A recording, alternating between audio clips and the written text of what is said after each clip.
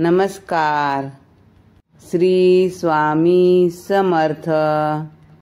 घराचा दरवाजा शक्यतो कोणत्या दिशेला नसावा हे आज आपण पाहूया.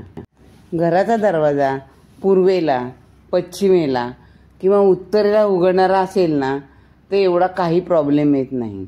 पण जर घराचा दरवाजा दक्षिण दिशेला उघडणारा असेल तर तो अशुभ मानला जातो. कारण दक्षिण दिशा ही यमाची दिशा असल्याने घरातील व्यक्तींना अनेक आपत्तींना, विपत्तींना सामोरं जावं लागतं, अनेक समस्यांना सामोरं जावं लागतं. तसेच व्यक्तींना काय होतं, शारीरिक, मानसिक, आर्थिक स्थिती त्यांची क्षीण व्हायला लागते. म्हणजे घराची परिस्थिती खाली खाली यायला लागते. जर आपण तो दरवाजा उत्तर दिशेला किंवा पूर्व दिशेला किंवा पश्चिम दिशेला करू शकत नसलो, पर्याय नसेल तर काय करायचं, तर घराच्या दरवाजासमोर कडुलिंबाचं झाड लावायचं.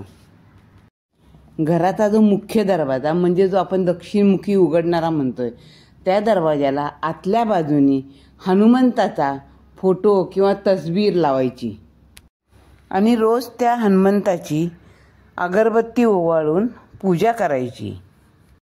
त्यामुळे काय होतं, आपल्या घरात जी दक्षिण दिशेला दरवाजा उघडल्यामुळे आपल्या घरात जी अशुभ लहरी आहेत त्या कमी होतात. आपल्या घरातलं वातावरण थोडंसं चांगलं व्हायला लागतं, आर्थिक स्थिती थोडीशी सुधारायला लागते. ज्यांचा दक्षिणमुखी उघडणारा दरवाजा आहे त्यांनी हे नक्की करून बघा. धन्यवाद.